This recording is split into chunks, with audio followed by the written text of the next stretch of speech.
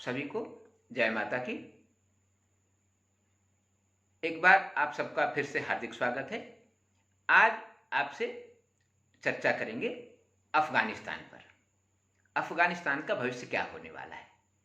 क्या अफगानिस्तान में तालिबान का आगमन पाकिस्तान को भी बर्बाद कर देगा या तालिबान भारत में भी तहलका मचाएगा? इसमें क्या हो सकता है? यह एक अति संवेदनशील मुद्दा है। इस पे सबकी उत्सुकता भी है कि इसके साथ हमारा भविष्य क्या होगा, क्या तालिबानी शासन क्या करेगा, भारत के साथ उसके संबंध या रिश्ते कैसे रहेंगे, इसका आर्थिक और सामाजिक परिप्रेक्ष्य में क्या असर पड़ने वाला है। क्योंकि तालिबान के कब्जे के बाद सर्वाधिक खुशी यदि किसी को हुई है तो पाकिस्तान को हुई है। एक और भी विचार आता है कि क्या अफगानिस्तान का भविष्य तालिबान ही है या फिर से कोई चमत्कार होगा और वहां पे लोकतंत्र की स्थापना होगी, या सिर्फ गृह युद्ध ही उसका भविष्य है,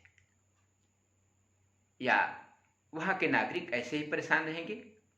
इतना ही नहीं, इस पर नाटो देशों की प्रतिक्रिया क्या होगी, खासकर अमेरिका आदि जैसे देश है उनका क्या होगा, पश्चिमी देशों का इस पर प्रतिक्रिया क्या होगी, फ्रांस, चीन आदि देश इस पर अपनी क्या राय देंगे, जापान, ऑस्ट्रेलिया जैसे देशों की प्रतिक्रिया क्या हो सकती है। खासकर जो पड़ोसी देश रूस वगैरह का इस पे क्या प्रतिक्रिया हो सकता है, वह अपने आर्थिक और सामाजिक हितों को साधने के लिए क्या कदम उठा सकते हैं।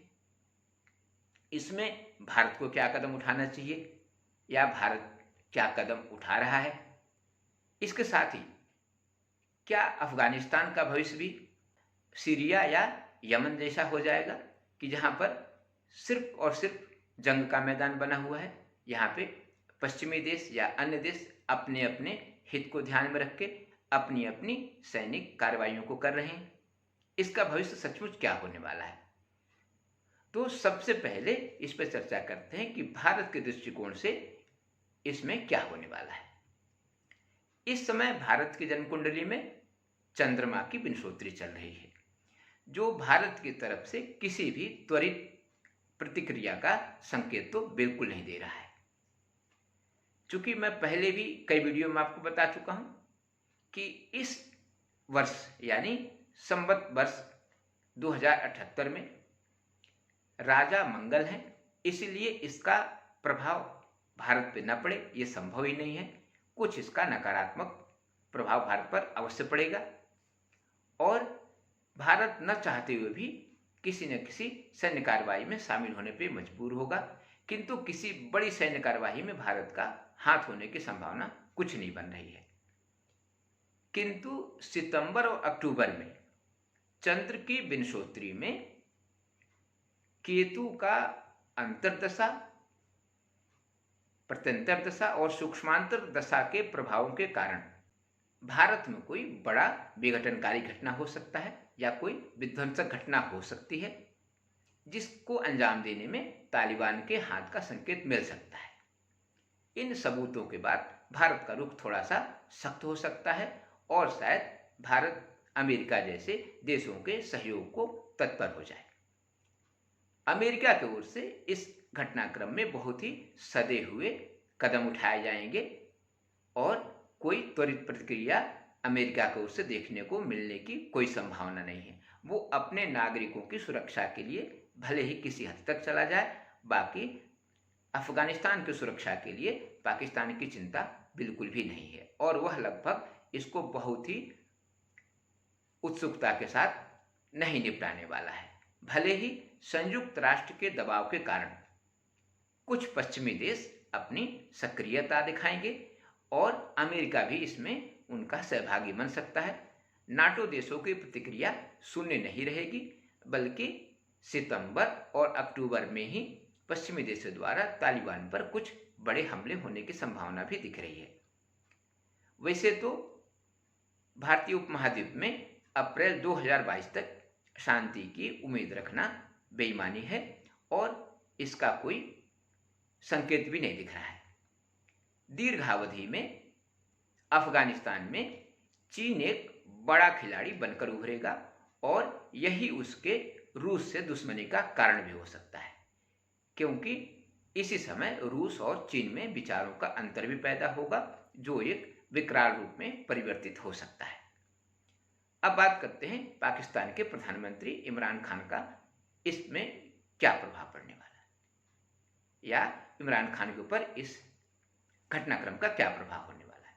वैसे तो पाकिस्तान की कोई कुंडली अक्षरशः उपलब्ध नहीं है, किंतु बंटवारे के समय की कुंडली के अनुसार 15 अक्टूबर 2021 के बाद उनको थोड़ी सी समस्याओं का सामना करना पड़ सकता है, जो विशेषतः उनके आंतरिक समस्याओं के कारण उत्पन्न होगा।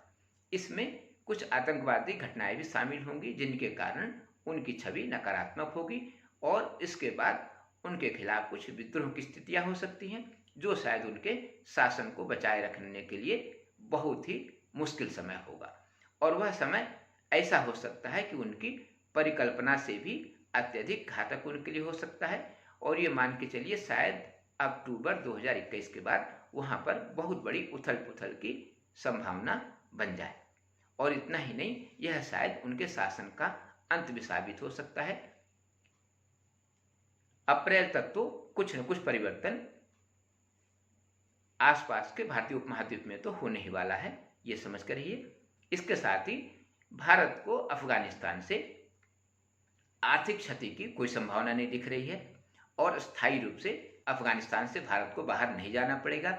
भले तत्काल प्रभाव से भारत ने वहाँ से अपने संस्थाओं को रिक्त कर दिया हो, किंतु दीर्घावधि में भारत की अनदेखी किसी के लिए संभव नहीं है और भारत वहाँ पे आर्थिक और सामाजिक रूप से अपने सहयोग को जारी रखेगा और पूर्णतः अफगानिस्तान से अपने रिश्तों को खत्म करने वाला नहीं है। और एक बार वह पुनः साबित करेगा कि हम अपने पड़ोसी देशों के लिए या भारतीय उपमहाद्वीप के देशों के लिए कुछ न कुछ करने के लिए सतत तत्पर हैं और इसको वह करके भी दिखाएगा। यानी इसका निचोड़ यही निकलता है कि इस घटनाक्रम के बाद भी स्थायी रूप से भारत को कोई क्षति पहुंचने वाली नहीं है और आर्थिक और सामाजिक रूप से या राजनीतिक रूप से कुछ समय के लिए अस्थिरता तो रह सकती है, लेकिन दीर्घावधि में भारत के ऊपर कोई बहुत बड़ा नकारात्मक प्रभाव नहीं पड़ने वाला है और भारत वहाँ पे अपने विकास कार्यों को जारी रखने में सक्षम रहेगा। आज के लिए बस इतना ही। धन्यवाद।